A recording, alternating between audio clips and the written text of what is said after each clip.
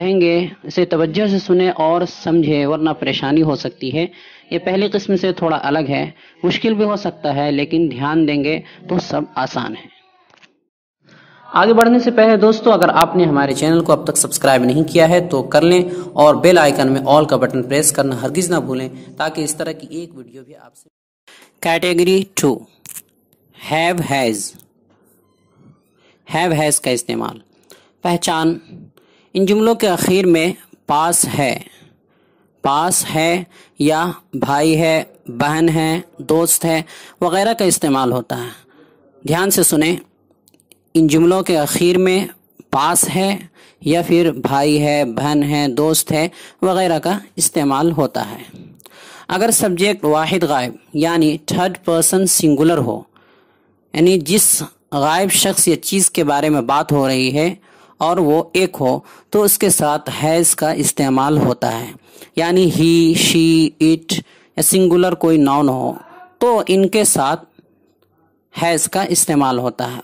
इसके अलावा जितने भी हैं उन सब के साथ हैव का इस्तेमाल होता है। इसको ध्यान से याद कर लें। फर्स्ट पर्सन, सेकंड पर्सन और थर्ड पर्सन, इन सब के बारे में हम लेसन नंबर 7 में बता चुके हैं, आप वहीं अच्छे से समझ लीजिए। यहाँ सिर्फ ये जान लीजिए कि जो आदमी बात कर रहा है और जिससे बात कर रहा है यानी मुखातब सामने जो है, उनके अलावा जो भी है सब थर्ड पर्सन है। अब अगर एक है तो सिंगुलर यानी थर्ड पर्सन सिंगुलर, एक से जायद है तो प्लूरल यानी थर्ड पर्सन प्लूरल होगा।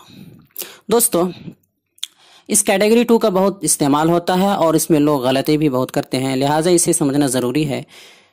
इसे आसानी से उर्दू में यूँ समझ सकते हैं जैसे हम बोलते हैं मेरे पास बंगला है, मेरे पास दौलत है, उसके पास जहाज़ है, हमारे पास फैक्ट्री है, कारखाना है, तुम्हारे पास दिल नहीं है, मेरे 5 चचा है, इम्तियाज़ के 3 मामा हैं, इस दरख्त में टहनी नहीं है, इस घर में छत नहीं है, मस्जिद के 2 मीनार हैं, मोबाइल में बैटरी नहीं है, उसके 2 भाई हैं, तुम्हारे 10 बेटे हैं, मेरा बस एक दोस्त है वगैरह वगैरह। तो उम्मीद है कि आपको उर्दू के ये जुमले बहुत हद तक समझ में आ गए होंगे। आइए अब कुछ जुमलों की अंग्रेज़ी बनाते हैं। जुमला है, उर्दू जुमला है, राशिद के पास एक कलम है। अब इसको कैसे बनाएंगे? राशिद चूँकि सब्जेक्ट है उसके लिए लिखेंगे राशिद। अब चूँकि राशिद थर्ड पर्सन सिंगुलर है यानी एक है और गायब है, यानी जिसके बारे में हम बात कर रहे हैं, बात करने वाला और जिस सामने वाले जो है जिससे बात कर रहे हैं उनके अलावा एक तीसरा है यानी जिसके बारे में बात कर रहे हैं, तो उसको थर्ड पर्सन सिंगुलर कहते हैं। तो यहाँ पर चूंकि ये थर्ड पर्सन सिंगुलर है तो राशिद के बाद हम हैज़ लगा देंगे, चूंकि थर्ड पर्सन सिंगुलर के साथ हैज़ लगता है। और एक कलम के लिए अ पेन लिख देंगे तो हो जाएगा राशिद हैज़ अ पेन। तो जुमला बन गया, राशिद के पास एक कलम है, राशिद हैज़ अ पेन। दूसरा जुमला है, मेरे पास एक घड़ी है। इसको कैसे बनाएंगे? मेरे के लिए यहाँ पर माई नहीं आएगा बल्कि आई लिखेंगे। ये बात हमेशा याद रखें कि लफ्ज़ अगर मेरे पास हो, मेरे पास, तो मेरे के लिए आई लगेगा, माई नहीं लिखेंगे। अब चूंकि ये सब्जेक्ट है यानी आई और थर्ड पर्सन सिंगुलर के अलावा है यानी आई ये थर्ड पर्सन नहीं है, यानी फर्स्ट पर्सन है, ये मुतकल्लिम है जो बात कर रहा, आई मैं बात करने वाला, तो यहाँ पर हम हैज़ नहीं लिखेंगे बल्कि हैव लिखेंगे। और आई लिखने के बाद हैव लिख दिए। हैव के बाद एक घड़ी के लिए अंग्रेजी आएगी अवाच, अवाच, तो उसके आगे लिख देंगे अवाच, तो पूरा जुमला हो जाएगा आई हैव अ वॉच। अगला जुमला है, उसके 3 भाई हैं। यहाँ भी उसके लिए हीज नहीं लगाएंगे बल्कि ही लिखेंगे, ही, उसके, यानी यहाँ उससे मुराद है वाहिद गायब, एक कोई हो, थर्ड पर्सन सिंगुलर। फिर चूंकि ये थर्ड पर्सन सिंगुलर है यानी एक है और गायब है, जिसके बारे में हम बात कर रहे हैं कि उसके 3 भाई हैं, तो उसके बारे में हम बात कर रहे हैं कि उसके 3 भाई हैं, तो यहाँ हैव नहीं लगेगा बल्कि यहाँ हैज़ लगेगा। तो ही लिख दिए, उसके बाद हैज़ लिख दिए। अब 3 भाई के लिए 3 ब्रदर्स, ब्रदर्स आखिर में एस भी लगेगा चूंकि जमा है यानी प्लूरल है, तो लिख दिए 3 ब्रदर्स। तो जुमला हो गया ही हैज़ 3 ब्रदर्स, उसके 3 भाई हैं। अगला जुमला है मेरे घर में 2 दरवाजे हैं।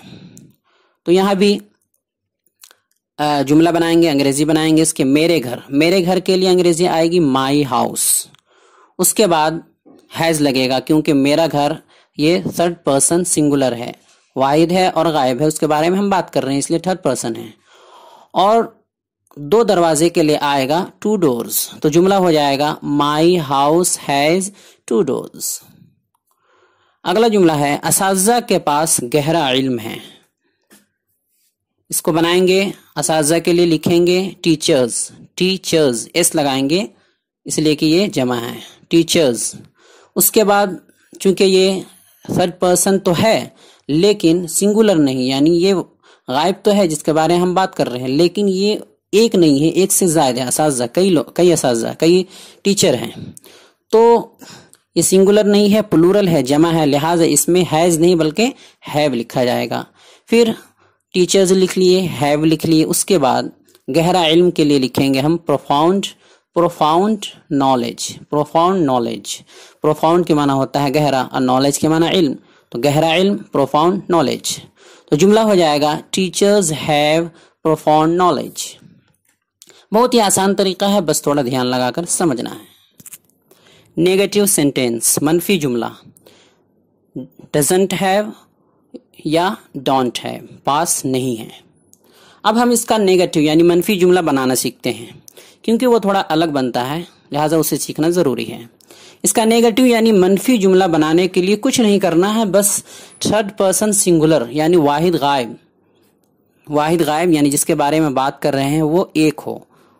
तो थर्ड पर्सन सिंगुलर में सब्जेक्ट के बाद डजंट हैव लगाना है। सब्जेक्ट के बाद थर्ड पर्सन सिंगुलर हो, उसके सब्जेक्ट के बाद डजंट हैव लगाना है और उसके अलावा बाकी सब जगह पर डोंट हैव बढ़ाना है। जैसे वाहिद गायब थर्ड पर्सन सिंगुलर में डजंट हैव, बाकी सब जगह पर डोंट हैव। नोट, ये डोंट शॉर्ट है डज नोट का, याद रखें। ये डजंट जो हम पढ़ रहे हैं ये शॉर्ट है डज नोट का और डोंट शॉर्ट है डू नोट का। इसको मुख्तसर में ऐसे ही लिखते हैं, जहां नफी का माना नहीं होगा वहां ये नोट NOT नोट ये हट जाता है तो ये अपनी असली हालत पर वापस आ जाता है। आप बाद में इसके मुतालिक अच्छे से पढ़ेंगे। आइए इससे भी कुछ जुमले बनाते हैं ताकि मश्क हो जाए।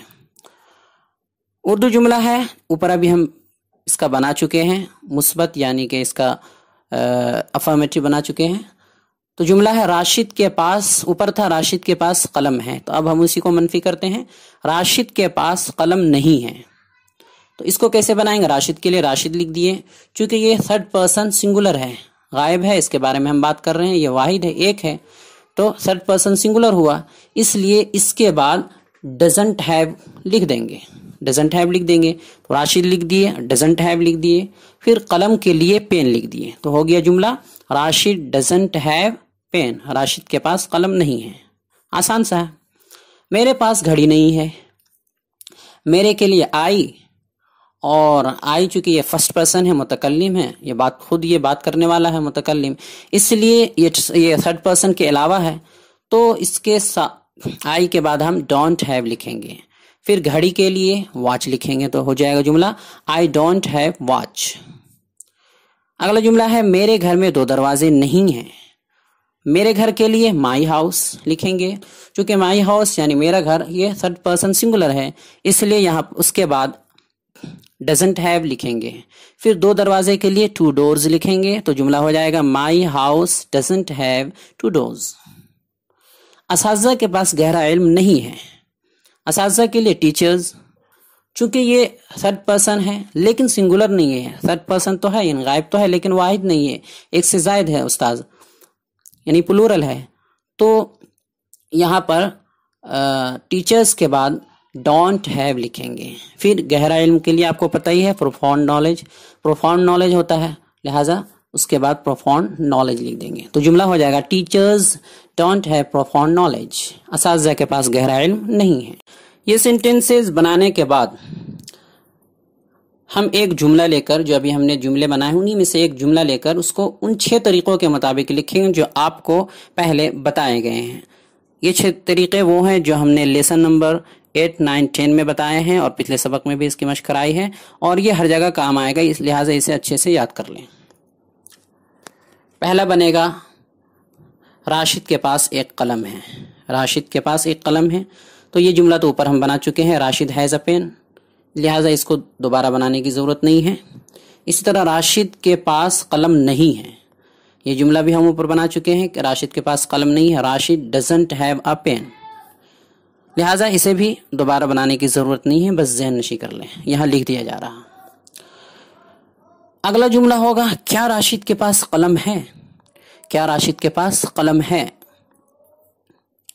अब यहाँ आकर हम फंस जाते हैं, क्योंकि हमने आपको समझाने के लिए शुरू में बताया था, यानी लेसन नंबर 8, 9, 10 वगैरह में बताया था कि इंट्रोगेटिव यानी सवालिया जुमला बनाने के लिए हेल्पिंग वर्ब को शुरू में लिख देते हैं और सब्जेक्ट को उसके बाद लिखते हैं। तो यहाँ पर हेल्पिंग वर्ब है डज, तो अब क्या करेंगे, शुरू में इसे लिख देंगे, यानी डज को लिख देंगे। उसके बाद फिर सब्जेक्ट है राशिद, तो उसे उसके बाद लिखेंगे। पहले हेल्पिंग वर्ब यानी डज को लिखेंगे, उसके बाद जो सब्जेक्ट है यानी राशिद उसको लिख देंगे, तो हो जाएगा डज राशिद। फिर चूंकि हैव हमें लगाना है, चूंकि हैव ही का हम इस्तेमाल कर रहे हैं, तो हैव लगा देंगे, तो हो जाएगा डज राशिद हैव। अब एक कलम के लिए हम लिख देंगे अ पेन, तो जुमला हो जाएगा does Rashid have a pen, क्या राशिद के पास कलम है? अगला जुमला होगा, यानी चौथे नंबर का जो जुमला होगा वो होगा, क्या राशिद के पास कलम नहीं है? जो पिछला जुमला है उसी की हम नफी करेंगे, क्या राशिद के पास कलम नहीं है? तो अब चूंकि ये नफी वाला जुमला है और सवालिया भी है, लिहाजा इसमें डज भी लगेगा और नॉट दोनों आएंगे। अब इन्हें लिखेंगे कैसे, तो उसके लिए आप एक ही तरीका याद रखिए, और भी एक दूसरा तरीका है वो बाद में बताया जाएगा, अभी उलझ जाएंगे। याद रखिए, एक ही तरीका याद रखिए कि डजंट को शुरू में लिखेंगे, डजंट को शुरू में लिख देंगे, फिर सब्जेक्ट राशिद को लिखेंगे, तो हो जाएगा डजंट राशिद। उसके बाद हैव लिखेंगे, सब्जेक्ट के बाद ही हैव लिखेंगे, तो हो जाएगा डजंट राशिद हैव।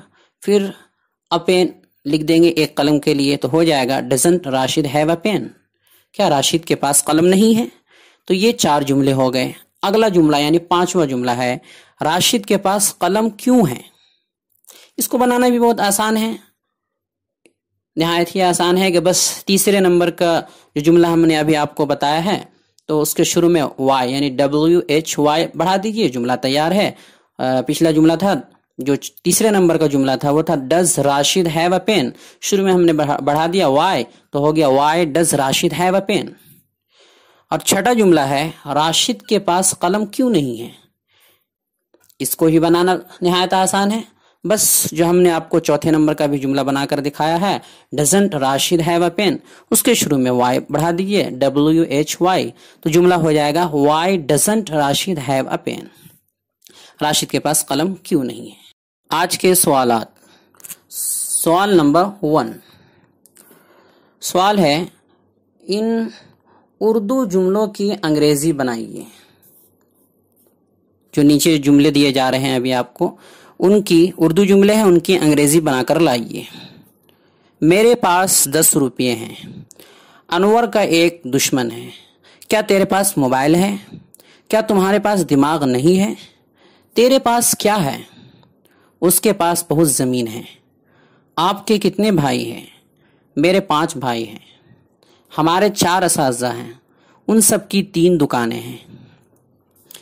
तो इन सब की अंग्रेजी बनाकर लाइए। सवाल नंबर 2, बताइए कि थर्ड पर्सन सिंगुलर यानी वाहिद गायब के साथ नफी के जुमलों में, नफी के जुमले जो हैं उनमें इन दोनों में से कौन सा इस्तेमाल होगा? डजंट हैव का इस्तेमाल होगा या फिर डोंट हैव का इस्तेमाल होगा? अगर थर्ड पर्सन हो तो उसके साथ डजंट हैव का इस्तेमाल होगा या डोंट हैव का इस्तेमाल होगा। अहम जुमले, रोजाना इस्तेमाल होने वाले अहम जुमले। जुमला है, may God help you, may God help you, खुदा तुम्हारी मदद करे। Can you do it for me, क्या तुम मेरे लिए ये कर सकते हो? I need a favour, I need a favour, इसे फीवर नहीं पढ़ना है, फेवर, मुझे थोड़ी मदद चाहिए। आई एम रिलैक्सिंग टुडे, आज मैं आराम कर रहा हूँ। It's a holiday, it's a holiday, आज छुट्टी है या ये छुट्टी का दिन है। इट्स वेरी कॉस्टली, ये बहुत कीमती है या बहुत महंगा है।